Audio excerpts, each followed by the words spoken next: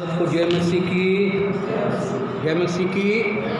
प्रभु के लिए ताली बजाएं, जोर से बजाएं। जो आप लोग बहुत भले हैं, अच्छे हैं। प्रभु ने हम सबको बीते दिनों से अब तक संभाला, उसका बड़ा अनुग्रह, उसकी करुणा हम सब के ऊपर है। आमीन, हालेलुया। ये जवान बच्चे, 4 जवान बच्चे लोग, पहली बार कौन आया है?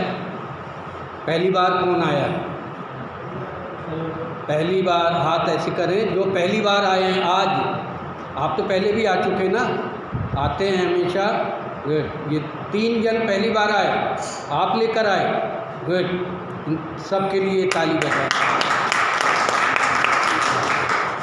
क्या नाम है आपका? हैं? धर्मेंद्र।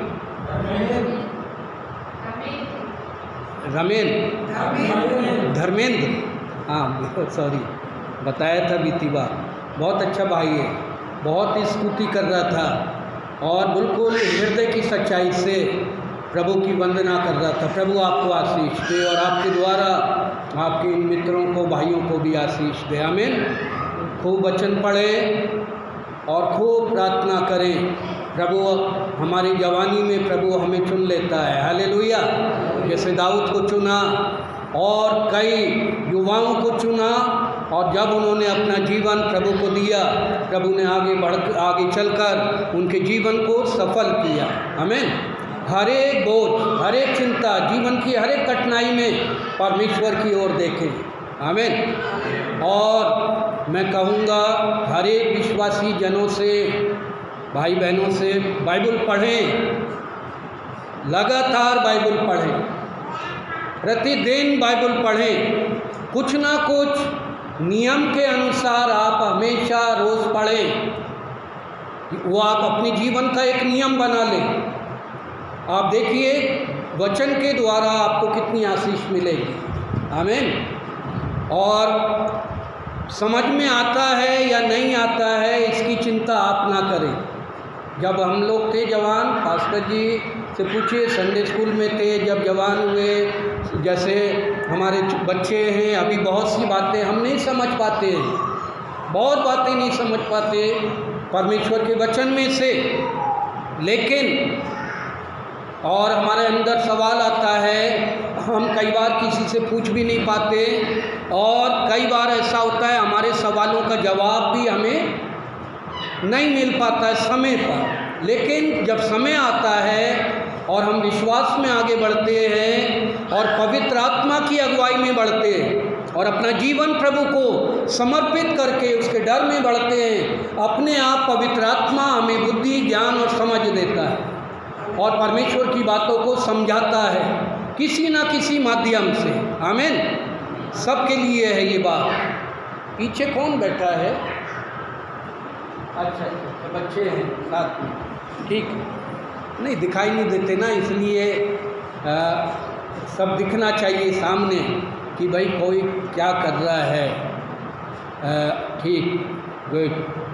सो प्रभु का धन्यवाद, पास्टर जी के लिए धन्यवाद, सिस्टर के लिए धन्यवाद। और जैसा कि बीते रविवार हमने प्रारंभ किया, पास्टर जी को भी बताया कि ये एक नया विषय मैं प्रारंभ करूंगा। मेरी हमेशा एक ख्वाहिश है, मेरे जीवन की एक पैशन है, मेरी इच्छा है, अभिलाषा है कि परमेश्वर के लोग, बच्चे से लेकर हर उम्र के लोग परमेश्वर के वचन को सुने और सही रीति से सीखे। आमीन। यही मेरी बुलाहट है, यही मेरी सेवा, और इसी के लिए मैंने अपने को समर्पित किया है। मैं प्रतिदिन पढ़ता हूँ, रोज़ बाइबल पढ़ता हूँ, कुछ ना कुछ लिखता हूँ और संदेश बनाता हूँ, बाइबल अध्ययन तैयार करता हूँ। ये मेरा पैशन है, मेरा शौक़ है।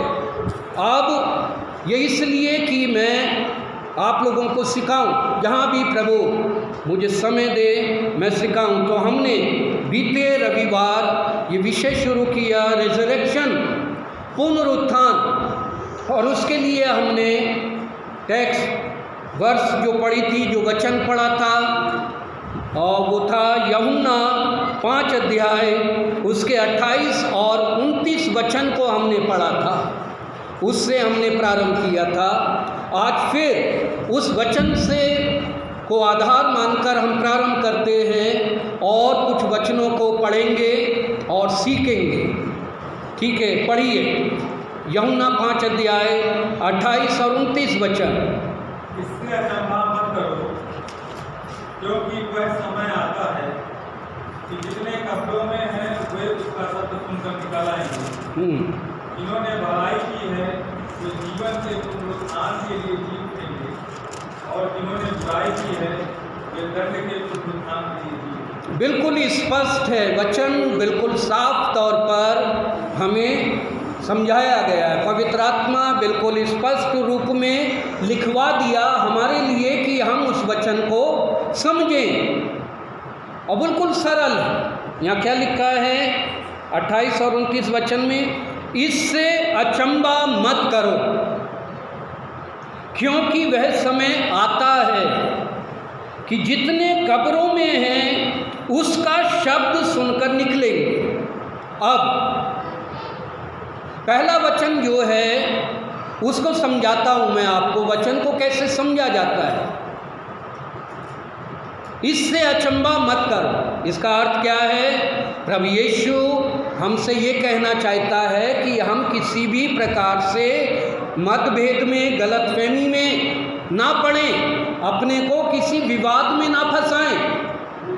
हम अपने मन, अपने सोच को, अपनी समझ को बिल्कुल सरल और साधारण बनाएं।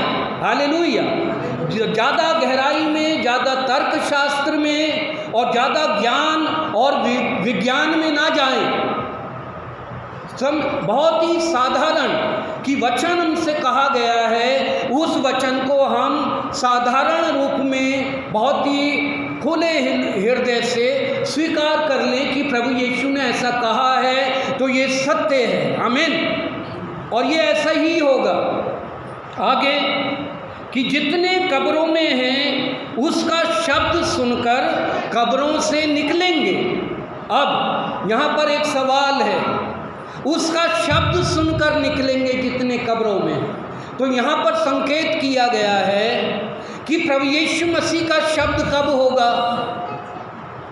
अब बाइबल हमें बताती है, पहला तिसलुनीके की और उसका 4 अध्याय 13 वचन से 18 वचन में बीते रविवार को भी मैंने बताया था कि जब प्रभु यीशु हवा में बादलों पर आएगा तब ललकार और प्रधान दूत का शब्द सुनाई देगा और परमेश्वर की तुरही फूंकी जाएगी, और जितने मसीह में मरे हैं या सोए हुए हैं वो जी उठेंगे, और जितने जीवित हैं वो बदल जाएंगे और फिर एक साथ हवा में बादलों पर उठाए जाएंगे। तो अब यहाँ वचन में जो ये बात आई है कि उसका शब्द सुनेंगे, तो सिर्फ धर्मी लोग, जो पहला पुनरुत्थान है, जो धर्मियों का पुनरुत्थान है, उसके बारे में यहाँ अंकित किया गया है, उसके बारे में इशारा किया गया है। ये दूसरे पुनरुत्थान में नहीं होगा, ये पहले पुनरुत्थान में होगा, और पहला पुनरुत्थान मसीह यीशु के आगमन पर होगा, और पहला पुनरुत्थान धर्मी लोगों का होगा। किसका होगा पहला पुनरुत्थान? किसका होगा? सब बोले धर्मियों का। आप बोले हमारा होगा, यदि हम धर्मी बने रहेंगे तो। हालेलुया।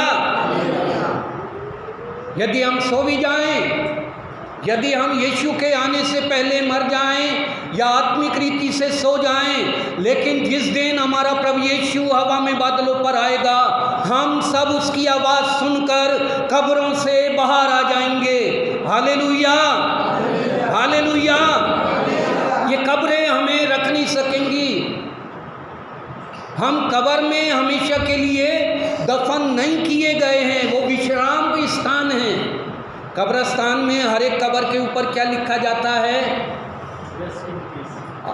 है ना? रेस्ट इन पीस, RIP, है ना, कि विश्राम कर रहा है, विश्राम में सो रहा है, शांति में सो रहा है, शांति में विश्राम कर रहा है। हालांकि शरीर समाप्त हो जाता है कब्र में, मिट्टी में मिल जाता है और मिट्टी के जो कीड़े हैं वो शरीर को खा जाते हैं। कुछ समय के बाद, 1-2 वर्ष के बाद अगर कब्र खोदी जाए तो वहाँ आपको कुछ नहीं मिलेगा, केवल हड्डी मिलेंगी, ढांचा मिलेगा, और कुछ वर्षों के बाद वह हड्डी भी शायद गल जाए। फिर ये वचन क्यों कहा गया है, लिखा जाता है रेस्ट इन पीस। कौन विश्राम कर रहा है शांति में, बताइए? हाँ जी, अब शांति में विश्राम कौन कर रहा है? शरीर तो समाप्त, हमारी आत्मा। कौन? हमारा प्राण और हमारी आत्मा जो प्रभु यीशु मसीह के आगमन पर जी उठेगी और प्रकट होगी। हालेलुया! ये महिमा की बात है, ये हमारे विश्वास की सामर्थ की बात है, हमारे उत्थान की बात है, हमारे लिए आनंद की बात है, एक आत्मिक आशा और अनंत उम्मीद की बात है या नहीं? हालेलुया! फिर आगे लिखा है 29 वचन में, जिन्होंने भलाई की है वे जीवन के पुनरुत्थान के लिए जी उठेंगे। जो पहला पुनरुत्थान होगा वो जीवन का पुनरुत्थान होगा। और कौन सा जीवन? कौन सा जीवन पाएंगे? अनंत जीवन, शाश्वत जीवन, अमरता का जीवन, कभी समाप्त ना होने वाला जीवन, स्वर्गीय जीवन, परमेश्वर का दिया हुआ जीवन। हालेलुया! इस शरीर में तो हम दुख उठाते हैं, इस पृथ्वी पर के डेरे सरी के घर में, इस मिट्टी के घर में हम दुख उठाते हैं, आए बढ़ते हैं, कर्राते हैं, हमारा पसीना बहता है, हम बीमारी से त्रस्त हैं, भूख से, हम परिश्रम से त्रस्त हैं। ये संसार में हमारा जीवन नश्वर है, सीमित है, ढलती हुई छाया के समान है। इसमें सुख नहीं है, किसी को सुख नहीं है। इस संसार में, इस पृथ्वी पर जब से मनुष्य जाति पाप के अधीन हुआ, मनुष्य का वो आत्मिक आनंद, आत्मिक सुख और शांति सब कुछ भंग हो गया। सब पाप के अधीनता में चले गए, मृत्यु की अधीनता में चले गए, अंधकार की अधीनता में चले गए, अधलोक की अधीनता में चले गए। उन तमाम बातों से छुटकारा देने के लिए परमेश्वर का पुत्र देह धारण करके इस संसार में आया, अपने संपूर्ण जीवन को उसने दे दिया, क्रूस पर बलिदान हुआ और जी उठा ताकि हम फिर से जीवन पाएं, और ऐसा जीवन पाएं जो बहुतायत का जीवन है। आमीन, हालेलुया। इस जीवन में दुख है, लेकिन स्वर्गीय जीवन में आनंद है, खुशी है। यहाँ लिखा है वचन में कि जिन्होंने भलाई की है वे जीवन के पुनरुत्थान के लिए जी उठेंगे। यीशु ने क्या कहा? मैं इसलिए आया कि वे जीवन पाएं और बहुतायत का जीवन पाएं। यीशु किसी को मारने नहीं आया, यीशु किसी को दंडित करने नहीं आया, यीशु किसी को श्रापित करने नहीं आया, बल्कि उसने हमारा दंड अपने ऊपर ले लिया, पापी मनुष्य का श्राप अपने ऊपर ले लिया, हमारी मृत्यु अपने ऊपर ले ली, हमारे सारे बंधन अपने ऊपर ले लिए, हमारी सारी बीमारी और रोग अपने ऊपर ले लिए। और लिखा हुआ है, यशाया क्या कहता है? रोग से उसकी क्या थी? जान पहचान। इतना डॉक्टर भी नहीं जानते रोगों के बारे में जितना हमारा प्रभु यीशु रोगों के बारे में जानता था। वो कभी रोगी नहीं हुआ, वो कभी बीमार नहीं पड़ा, लेकिन हमारे रोगों की जांच, हमारे रोगों के बारे में, हमारी बीमारियों के बारे में यीशु को सब कुछ मालूम है। हालेलुया। डॉक्टर नहीं समझ पाता है, जांच पे जांच होती है, बिल पे बिल बढ़ता जाता है। और आज के समय में हमारे भारत में डॉक्टर लोग सबसे ज़्यादा खतरनाक व्यापार कर रहे हैं। अगर एक बार आप पहले कहावत थी कि कचहरी में मत जाना, किसी कोर्ट कचहरी में मत फंस जाना, मुकदमेबाजी में मत फंस जाना, नहीं तो वकील लोग तुमको तुम्हारे घर के बर्तन बिकवा देंगे। अब ये कहावत भी है होनी चाहिए कि कभी भी डॉक्टरों के चक्कर में मत पड़ना, नहीं तो डॉक्टर तुम्हारी खून तो निकालेंगे, तुम्हारी सांस भी निकालेंगे और तुम्हारी सारी धन दौलत भी लूट लेंगे। ये धंधा हो रहा है। सब नहीं, लेकिन कुछ लोग हैं जो ईमानदारी से काम करते, डॉक्टर लोग। अधिकतर बड़े बड़े शहरों में डॉक्टर लोग व्यापार बन गया है। ये कोविड-19 में और ये कोरोना के समय में सबसे ज़्यादा पैसा अगर किसी ने कमाया है, डॉक्टरों ने कमाया। डॉक्टरों ने बहुत पैसा कमाया, बहुत धनी हो गए। शर्म आती है, शर्म की बात है। लेकिन हमारा प्रभु यीशु हमारे रोगों को जानता है। उसने हमें चंगाई देने के लिए कोड़े खाए, और जब हम विश्वास के साथ आते हैं प्रभु के पास, वो हमारी बड़ी सी बड़ी बीमारियों से हमें छुटकारा देता है। आमीन। हमें नया जीवन देता है, हमें संपूर्णता देता है, स्वस्थता देता है। इसलिए हम यीशु के पास आए। और जब यीशु इस संसार में था तो लोग यीशु के पास आते थे, अपने बीमारों को लेकर आते थे, यहाँ तक कि खाट पर डालकर अपाहिज लोगों को लेकर आते थे और वो चंगे हो जाते थे। बोले हालेलुया। आज भी यीशु जिंदा है। यदि हम बीमार हैं तो यीशु चंगाई देने वाला है। डॉक्टरों के पास जाएं, मेडिकल साइंस अच्छा है, दवाई लें, मैं इन तमाम बातों के खिलाफ नहीं हूँ, लेकिन उस पर पूरा जीवन निर्भर ना करें। कई लोग खाने से ज़्यादा दवाई खाते हैं। हर बात में दवाई, हर बात में डॉक्टर, हर बात में अस्पताल। इतना घर में नहीं रहना पसंद करते जितना डॉक्टरों के चक्कर लगाना पसंद करते। कई बार गलत नहीं है, इमरजेंसी है, बहुत ज़्यादा कठिन है, बहुत ज़्यादा आपको जाना ही है तो जाइए। लेकिन यदि आप मसीह के लोग हैं, प्रभु के लोग हैं, प्रभु के उन कोड़ों खाने की सामर्थ को महत्व दें कि यीशु आपने हमारे लिए कोड़े खाए, हमें चंगाई दीजिए, और यीशु हमें चंगाई देगा या नहीं? हालेलुया। गुड। यीशु हमें जीवन देने आया, जीवन का पुनरुत्थान। और दूसरा पुनरुत्थान है, आगे लिखा है, और जिन्होंने बुराई की है वे दंड के पुनरुत्थान के लिए जी उठेंगे। दंड का पुनरुत्थान ये किसका है? ये किन के लिए होगा ये पुनरुत्थान? ये दूसरा पुनरुत्थान है। अब ये पहले पुनरुत्थान और दूसरे पुनरुत्थान के बीच में कुछ घटनाएं होंगी। उन घटनाओं को बीती बार मैंने संक्षेप में बताया था, और उस घटना को जानने के लिए कि क्या क्या होगा वो मैं संक्षेप में आपको बता दूं।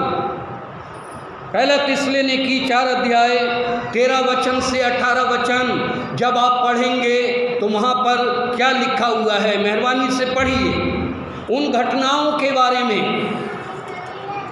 हे भाइयों, हम नहीं चाहते कि तुम उनके विषय में जो सुनते हैं ज्ञानी रहो। हाँ, ऐसा ना हो कि तुम दूसरों के समान शोक करो। यस जिन्हें आशा नहीं जी। क्योंकि यदि हम विश्वास करते हैं कि यीशु मरा और जी भी उठा, तो वैसे ही परमेश्वर उन्हें भी जो यीशु में सो गए हैं उसी के साथ ले आएगा। हाँ, थैंक यू। अभी इतना पढ़ें।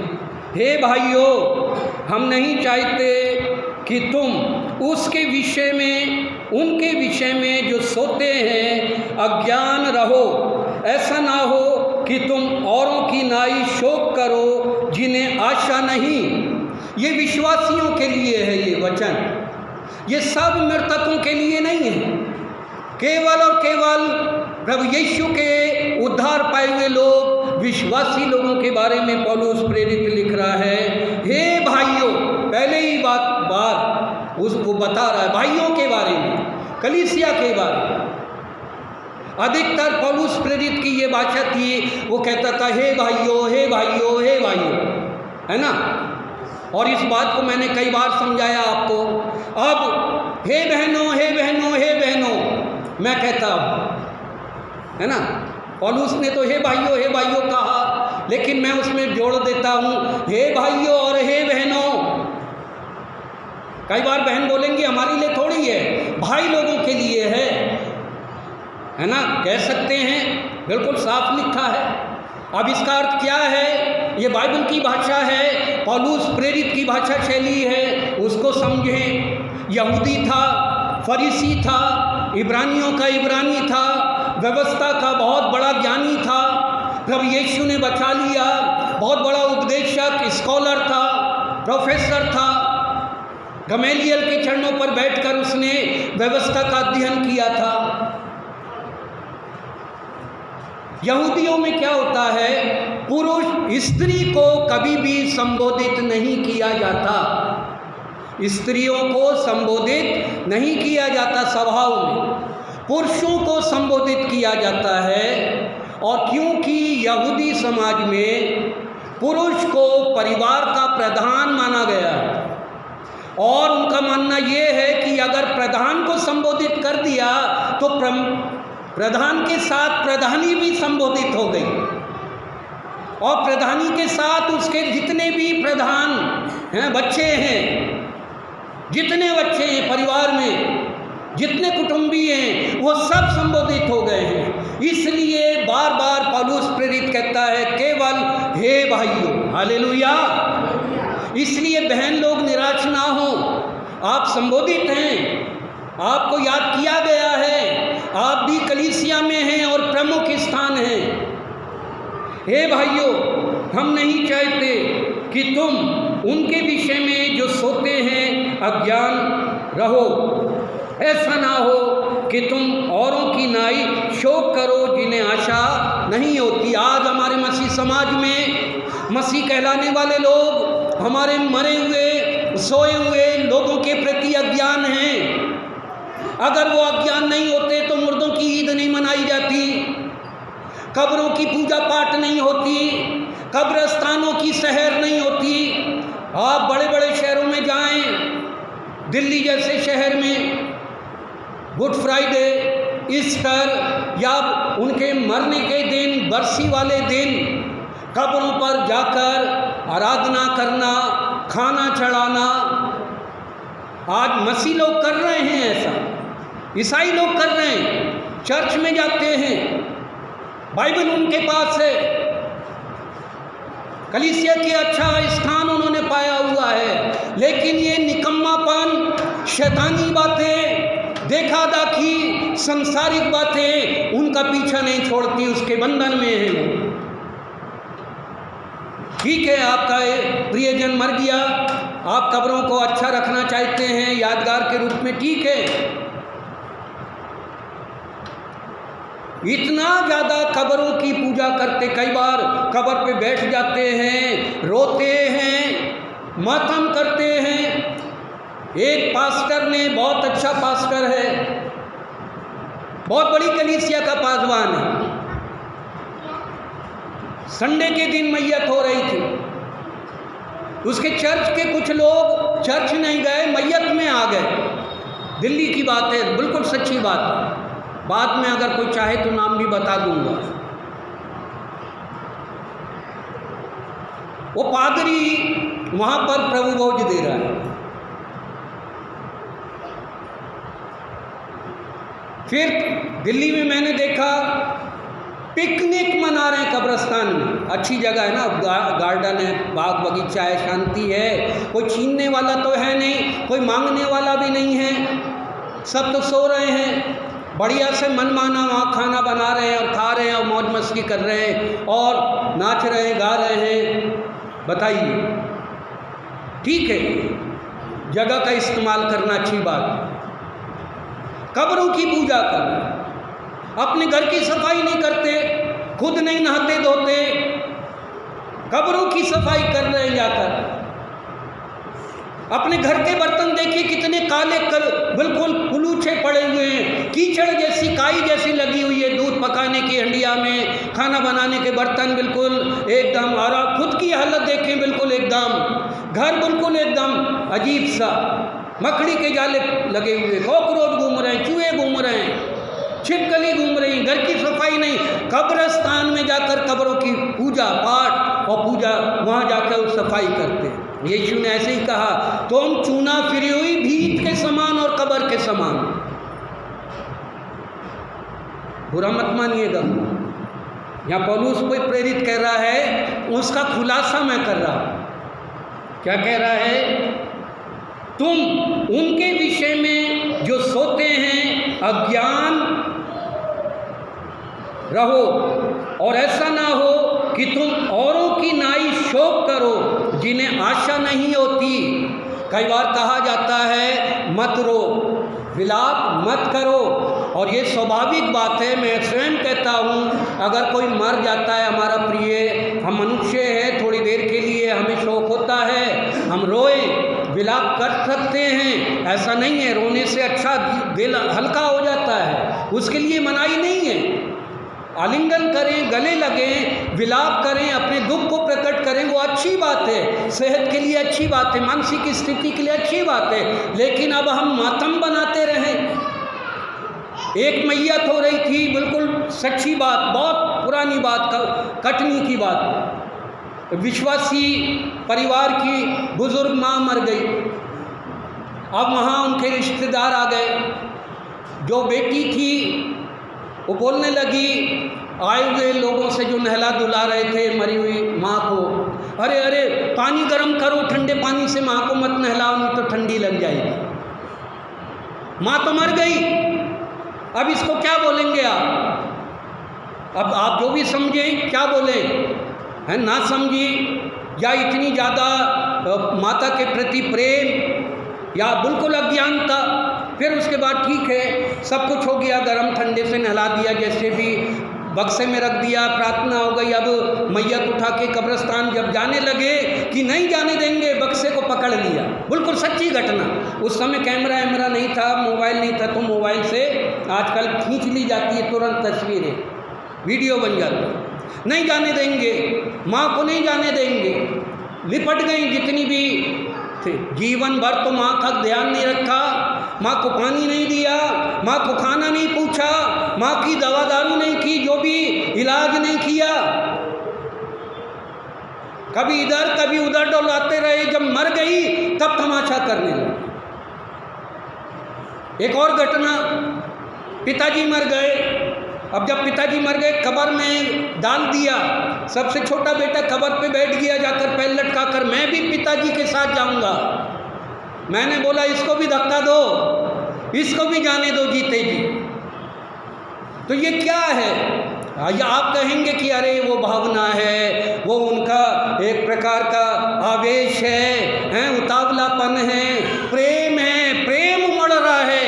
अरे जब बीमार थे, जब दुखी थे, लाचार थे, ज़रूरतमंद थे, उनके साथ कभी नहीं बैठे, उनसे बातें नहीं की, और जब मर गए तो तुम साथ में जाना चाहते हो, निकम्मापन। ऐसे ही अज्ञानता हमारे मसीह समाज में है, और ये अज्ञानता बढ़ती जा रही है। और ये इसलिए बढ़ती जा रही है, कलीसिया के लोग, उद्धार पाए हुए लोग, बपतिस्मा पाए हुए लोग, मसीह पर विश्वास किए हुए लोग, जो हमेशा एक जीवन का आनंद लेना चाहिए, हर एक परिस्थिति में स्वर्गीय महिमा और आनंद, स्वर्गीय जीवन का अनुभव करना चाहिए। हम निराशा, शैतान और संसार और शरीर हमारे ऊपर अपनी निराशा को हावी होने देता है और हम उसके वश में आ जाते हैं। वचन की कमी के कारण ये अज्ञानता है। कलीसियाओं में सही वचन का प्रचार नहीं हो रहा है।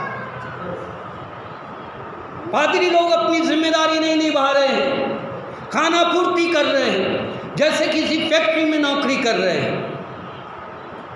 मेरे पास एक फोन आया, पिता बहुत दुखी था, कि पादरी साहब बताइए क्या करें, हमारा पादरी साहब जो हैं बपतिस्मा दे दिए हैं लेकिन सर्टिफिकेट नहीं दे रहे हैं। बोल रहे कि सर्टिफिकेट दे देंगे तो हो सकता है कि योगी सरकार हमें जेल में डाल दे।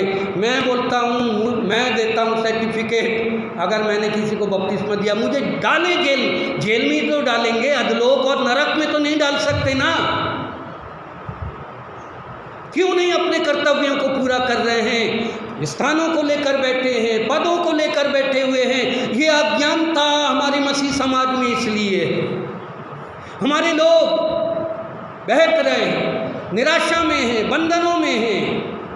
जिस प्रकार दूसरे समाजों में गलत शिक्षाएं, मनगढ़ंत शिक्षाएं, वैसे ही हमारे मसीह समाज में। यहाँ लिखा हुआ है, आगे पौलुस कहता है, क्योंकि यदि हम प्रतीति करते हैं कि यीशु मरा और जी भी उठा, तो वैसे ही परमेश्वर उन्हें भी जो यीशु में सो गए हैं उसी के साथ ले आएगा।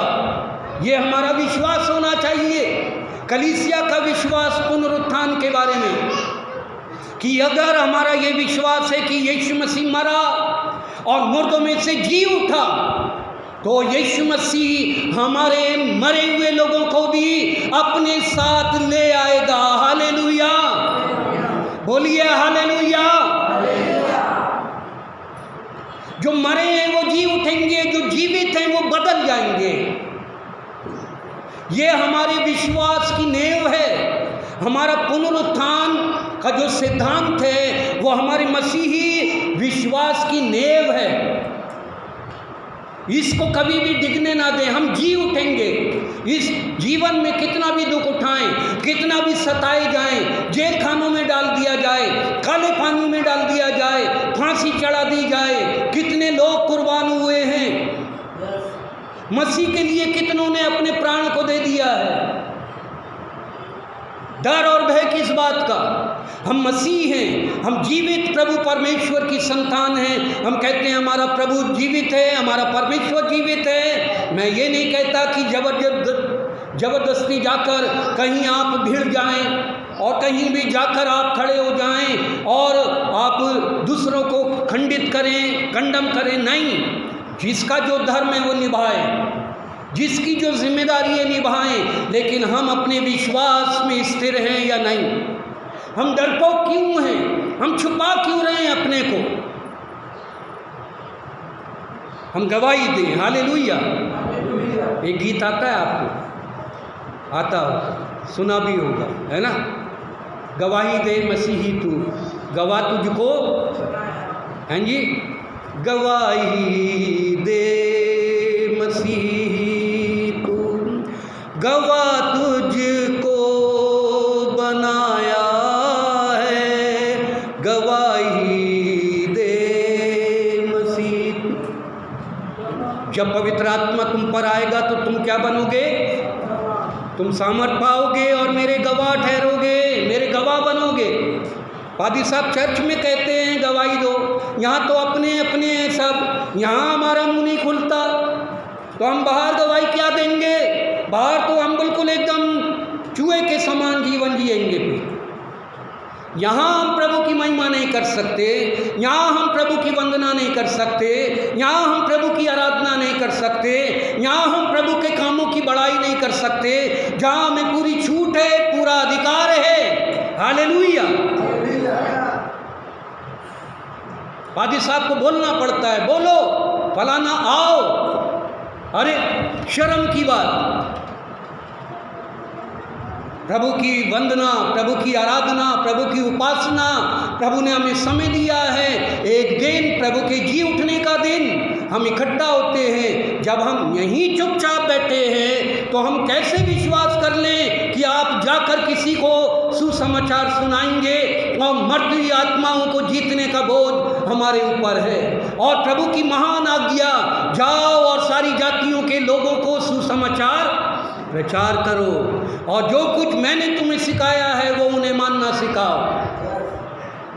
जब हम खुद ही यहाँ छुपे हैं, जब कहा जाए गीत के लिए, गवाही के लिए, प्रार्थना के लिए हम उत्साहित हो जाएं। दाऊद क्या कहता है, जब लोगों ने मुझसे कहा कि हम परमेश्वर के भवन को चलें, तो मैं क्या हुआ, मैं बहाना बना के रजाई में घुस गया, मेरे पेट में दर्द हो गया, मुझे बहुत काम याद आ गए, मैं डर गया। ऐसा कहा है? ऐसा नहीं कहा। उसने ये कहा, जब लोगों ने मुझसे कहा कि आओ हम यरूशलेम के मंदिर को चलें, प्रभु के भवन को चलें, आराधना के लिए चलें, मैं आनंदित हुआ। क्या हुआ? अब आनंदित जब होता है तो कैसे लगता होते हैं आनंदित? आंसू बहा रहे हैं, सर पकड़ के बैठे हैं, पेट पकड़ के बैठे हैं, अपनी बीमारियों को याद कर रहे हैं, अपने दुखड़ों को रो रहे हैं। ये है आनंदित। आनंदित जब होते हैं, गीत गाते हैं, नाचते हैं, ताली बजाते हैं, कूदते हैं, फांदते हैं, उछलते हैं। हालेलुया!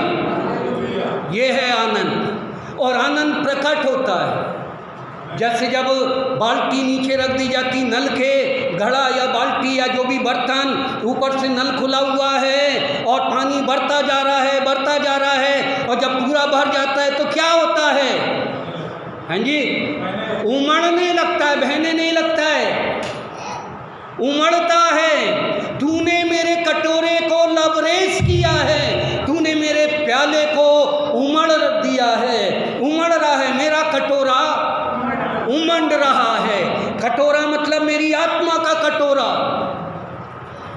मेरी भरपूरी का कटोरा, मेरे आनंद का कटोरा उमड़ रहा है। और जब उमड़ेगा तो क्या होगा? हाँ जी, दूसरों को दिखाई देगा कि देखो बाल्टी भर गई है, जल्दी से बंद करो। जो जल मैं तुझे दूंगा पीने के लिए, वो तुझ में एक सोता बन जाएगा जो जीवन भर फूकता रहेगा। हालेलुया! तो यीशु मसीह का जी उठना हमारे लिए एक उम्मीद है, एक आनंद का विषय है, एक खुशी का विषय है। और ये हमारे मसीह जीवन का सिद्धांत है, ये सैद्धांतिक शिक्षा है, आधारभूत है ये हमारे जीवन का। इससे मामूली ना समझे यीशु के जी उठने को।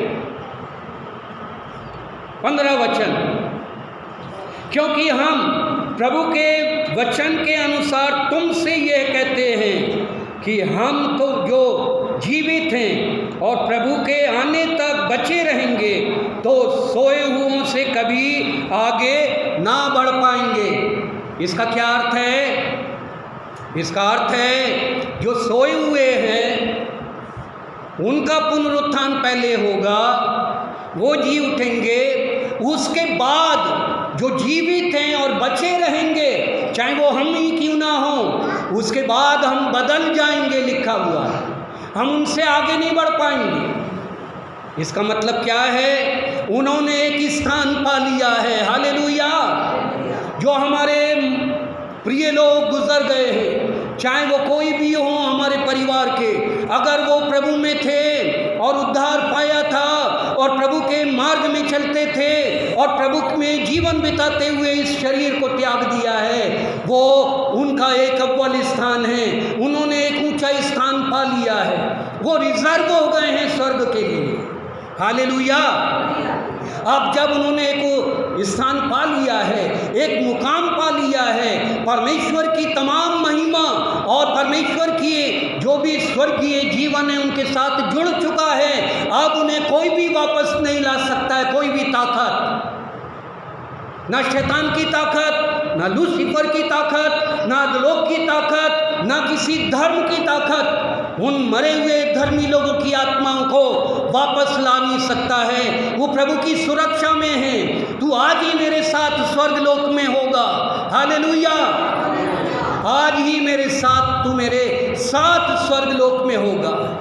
और वो स्वर्गलोक में है जिसको हम पैराडाइज बोलते हैं, परगेटरी बोलते हैं, अब्राहम की गोद बोलते हैं, जिस स्थान को प्रभु यीशु ने जी उठने के बाद आसमान में स्थापित किया है। अधलोक में था पहले वो स्थान, अधलोक से सारी धर्मी आत्माओं को सारी बंधुवी आत्माओं को अपने साथ बांधकर वो आदम से लेकर अपने तक जितने धर्मी थे जो अधलोक में बंद थे उन तमाम आत्माओं को अपने साथ बांधकर ऊंचे पर ले गया और वहाँ पर उसने स्वर्गलोक में उन्हें रख दिया है। Hallelujah, hallelujah. जब हमारे धर्मी लोग सुरक्षित हैं, भले ही वो मर गए, फिर हम उनका शोक क्यों मनाएं, कि उनकी बरसी क्यों मनाएं? किसकी बरसी बना रहे, क्यों मनाते, क्यों उनके लिए मातम करें? उनको उनके मरे हुए अवस्था को स्मरण करके हम क्यों शोकित हों? हम आनंदित हों क्योंकि उन्होंने अव्वल स्थान पाया है। हालेलुया। वो हमसे आगे निकल गए हैं, हमसे ऊंचे हो गए हैं, हमसे प्रथम हो गए हैं। हालेलुया। 16 वचन, क्योंकि प्रभु आप ही स्वर्ग से उतरेगा, उस समय ललकार और प्रधान दूत का शब्द सुनाई देगा और परमेश्वर की तुरही फूकी जाएगी और जो मसीह में मरे हैं वो पहले जी उठेंगे। हाँ, क्योंकि प्रभु आप ही स्वर्ग से उतरेगा, ये घटना होगी।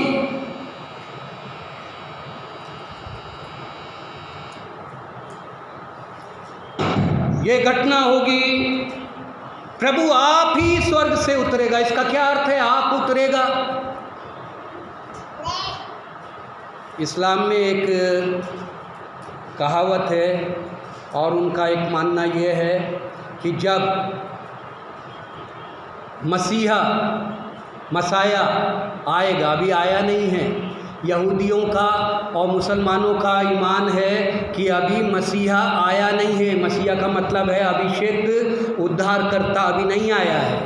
बाइबल कहती है मसीह आ चुका, उसने अपना जीवन दे दिया, उद्धार को स्थापित किया और पापियों के पापों के लिए वो क्रूस पर बलिदान हो गया और मारा गया, गाड़ा गया और मुर्दों में से तीसरे दिन जी उठा और स्वर्ग पर उठा लिया गया और परमेश्वर पिता के दाहिने विराजमान है। आमीन।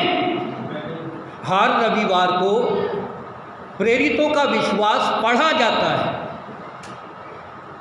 किसी दिन कभी ये विषय पूरा हो जाए, प्रेरितों के विश्वास में जितनी बातें हैं वो सब सैद्धांतिक बातें हैं और उन सैद्धांतिक बातों के ऊपर मैंने पहले प्रचार कर दिया है, लेकिन एक बार फिर आपके प्रेरितों के विश्वास के ऊपर प्रचार करूँगा। एक एक बात सिखाएंगे कि इसका क्या अर्थ है जो हर रविवार को हम दोहराते हैं या पढ़ते हैं, इसका क्या अर्थ है, उसको समझते भी हैं, समझे भी। वो हमारे विश्वास का आधार है, मसीहत के विश्वास का आधार है। जब कोई पूछे कि आप क्या विश्वास करते हो तो आप बताओ प्रेरितों का विश्वास, उन्हें पढ़कर सुना दो। हालेलुया। अगर आपसे कोई पूछे कि ईसाई लोग क्या विश्वास करते हैं तो आप क्या बताओगे? और कुछ बताने की ज़रूरत नहीं, विश्वास वचन बताइए जो आप हर रविवार को पढ़ते हैं। ये पूरी बाइबल संपूर्ण परमेश्वर की शिक्षा और योजना उसमें पाई जाती है, क्योंकि प्रभु आप ही स्वर्ग से उतरेगा, प्रभु यीशु स्वयं आएगा। मुस्लिम और इस्राएली लोग विश्वास नहीं करते, यहूदियों ने विश्वास नहीं किया मसीह पर और वो अपने घर आया, उसके अपनों ने उसे ग्रहण नहीं किया, परंतु जितनों ने उसे ग्रहण किया उसने उन सब को परमेश्वर की संतान होने का अधिकार दिया। हालेलुया। अर्थात जो उसके नाम पर विश्वास करते हैं, और वो सब हम हैं, आने जाती। और कलीसिया जो है वो यहूदी नहीं है, कलीसिया कोई इस्राएली नहीं है, कलीसिया आने जाती है। चिकनी जलपाई जो थी उसको हटा दिया और जंगली जलपाई को साट दिया। वो जंगली जलपाई हम हैं। परमेश्वर ने अपनी वाटिका में, अपनी बारी में जंगली जलपाई अन्य जातियों को, जिनको कोई उम्मीद नहीं थी, दुनिया भर की हर एक कुल, हर एक भाषा, हर एक जाति, हर एक प्रांत के लोगों को कलीसिया में निमंत्रित किया है, आमंत्रित किया है, और कलीसिया का द्वार सबके लिए खुला है। हालेलुया। अब चाहे हम अपने को कुछ भी कहें, लेकिन स्वर्ग का राज सबके लिए खुला है। इसलिए यीशु ने कहा जाओ और सारी जातियों को मसीह का प्रचार करो। तो यहूदी विश्वास नहीं किए, मुस्लिम भी विश्वास नहीं करते कि कोई खुदा का बेटा है, मसीह खुदा का बेटा नहीं है, मसीहा अभी नहीं आया। उनका क्या विश्वास है मुसलमानों का? हाँ, यहूदी ये विश्वास करते मसीहा आएगा। कैसे आएगा वो गुप्त है, लेकिन वो प्रकट होगा, वो शरीर में आएगा, फिर से पैदा होगा। यहूदी लोग कहते हैं। मुस्लिम लोग कहते हैं मसीहा आसमान में आएगा पहले, फिर मोहम्मद साहेब उससे पहले आएंगे ज़मीन पर, फिर मोहम्मद साहेब जो हैं सीढ़ी लगाएंगे, फिर मसीहा सीढ़ी से नीचे उतरेंगे। ये उनका मानना है। गलत कह रहा हूँ? ये सही है। हाँ हाँ, वो मानते हैं, हम नहीं मानते। लेकिन यहाँ लिखा है, जैसा प्रेरितों के काम 1 अध्याय 11 वचन में स्वर्गदूतों ने क्या कहा, हे गलीली पुरचों, जिस प्रकार तुमने इस प्रभु को मसीह को ऊपर जाते हुए देखा है, उसी प्रकार वो प्रकट होगा, आएगा। हालेलुया। वो हवा में बादलों पर आएगा और वो आ पाएगा। आ पाएगा का क्या मतलब है? वो अधिकार उसका है, वो परम प्रधान है, स्वर्ग और पृथ्वी का सारा अधिकार उसका है। और परमेश्वर ने जी उठने के बाद सारी प्रभुता, सारी प्रधानता, अधोलोक और मृत्यु और जीवन और न्याय और अनुग्रह का सिंहासन उसके हाथों में कर दिया, उसके चरणों में कर दिया है। इफिसियों की पत्री 1 अध्याय में लिखा है। और उस मसीह को सब कुछ सौंप कर मसीह को कलीसिया को दे दिया है, और मसीह कलीसिया का सिर है। हालेलुया। यीशु आ पाएगा, स्वयं आएगा, उसका अधिकार है। ये बात किसी को नहीं पता, ये किसी की अधीनता में नहीं है। कितनी भी भविष्यवाणी हो जाए, कितना भी ज्ञान बखान हो जाए मसीह के आगमन का, कोई नहीं बता सकता मसीह कब आएगा। लेकिन मसीह आएगा। कैसे आएगा? वो आसमान से, स्वर्गों के स्वर्ग से, परमेश्वर की दाहिनी ओर से, अनुग्रह के सिंहासन से उठेगा और हवा में बादलों पर आकर रुकेगा। और नीचे जितने सोए हुए हैं वो जी उठेंगे, और फिर जो जीवित हैं वो बदल जाएंगे और एक साथ हवा में बादलों पर उठा लिए जाएंगे। आमीन। और उसके बीच में कुछ घटनाएं भी होंगी। आकाश में युद्ध होगा, शैतान का वो गढ़ गिराया जाएगा जहाँ पर उसने अपना अड्डा बनाया हुआ है खाली स्थानों में, वो रास्ता साफ होगा, तभी कलीसिया उठाई जाएगी। हालेलुया। और फिर आगे लिखा है, तब हम जो जीवित और बचे रहेंगे उनके साथ बादलों पर उठा लिए जाएंगे कि हवा में प्रभु के से मिले, और इस रीति से हम सदा प्रभु के साथ रहेंगे। इस प्रकार कलीसिया सदा सदा अनंत काल तक प्रभु के साथ रहेगी। हालेलुया।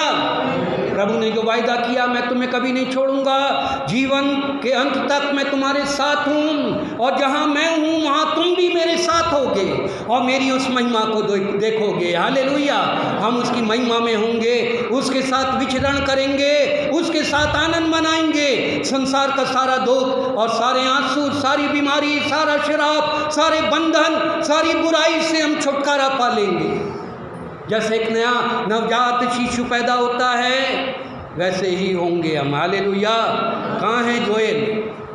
हाँ, जोएल के समान होंगे, अबोध वाला, मासूम। जैसे यीशु आया बिल्कुल अबोध, वैसे ही हम वहाँ होंगे बालकों की नाई, बच्चों के समान हमारी आत्मा शुद्ध होगी। हर एक कष्ट और संकट से हम आज़ाद होंगे। ऐसा जीवन चाहिए या यहीं मरना है, यहीं नेता बनना है, यहीं हुकूमत पानी है, यहीं बिल्डिंग बनानी है, यहीं धन जमा करना है? करिए, लेकिन आपको नहीं मालूम कब तक कर पाएंगे, कब टैटुआ दब जाएगा, सांस रुक जाएगी। उस क्षण को, उस घड़ी को हमेशा याद करके सारे काम करते रहिए, आप भले चंगे रहेंगे। हालेलुया। जहाँ आप गफलत में गए, आपका हो गया बंटाढार।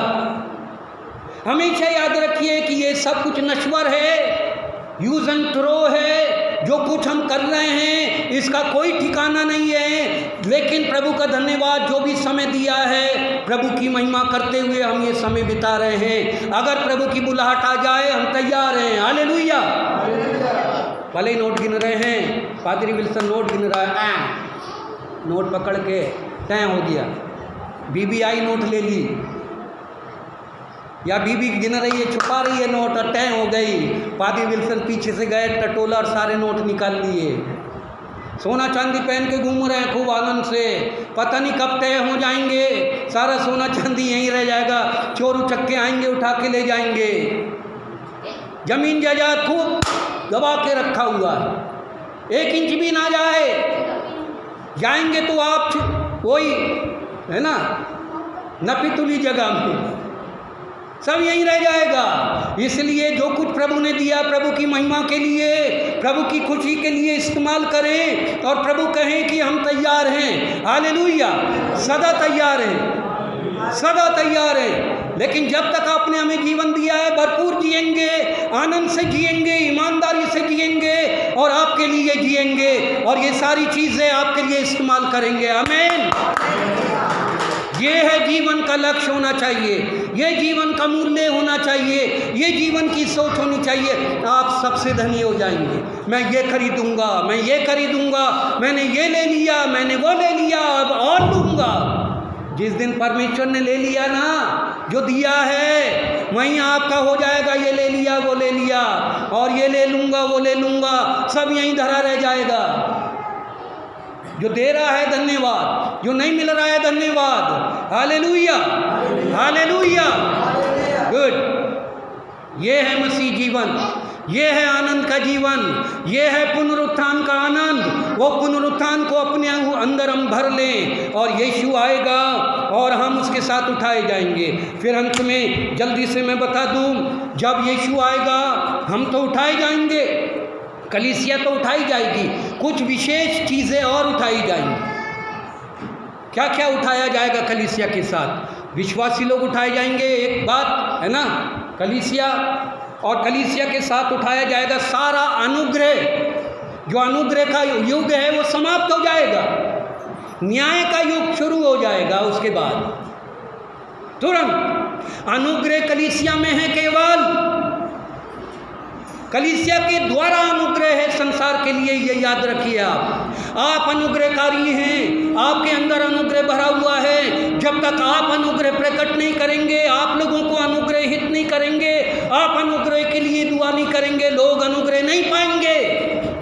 अनुग्रह सड़कों पर नहीं है, बाजारों में नहीं है, भीड़ में नहीं है, अनुग्रह विश्वासियों के मध्य में है, कलीसिया के अंदर है। बोलिए आमीन।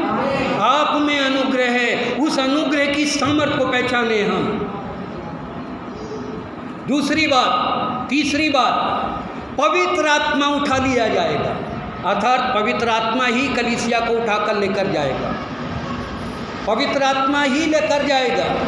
पवित्र आत्मा सिर्फ यीशु के आगमन तक है, इसलिए पवित्र आत्मा का आदर करें, उसे शोकित ना करें, उसकी अगुवाई में चलें। वो त्रिएक परमेश्वर है, पवित्र आत्मा परमेश्वर है, उसको माने, उसकी अधीनता में रहें। फिर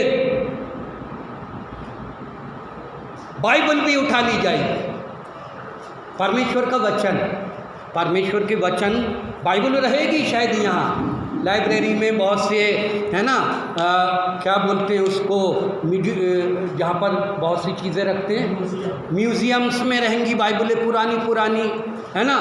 मैं हो सकता है मैं चला जाऊं, मेरी लाइब्रेरी ऐसी रह जाए, किताबें और बाइबल, चर्च की बाइबल ऐसी रह जाए, हम सब उठा लिए गए, चर्च भी रह जाएगा, बाइबल, गीत की किताब, ढोलक, तबला सब यहीं रह जाएगा, चंदे की थैली रह जाएगी, प्रभु का सामान यहीं रह जाएगा।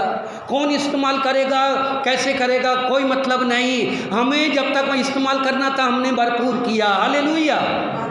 बाइबल तो रहेगी कागज़ के रूप में, लेकिन बाइबल का प्रभाव खत्म हो जाएगा, बाइबल का जो आनंद है खत्म हो जाएगा, बाइबल की सामर्थ खत्म हो जाएगी, परमेश्वर के वचन में जो जीवन है वो समाप्त हो जाएगा।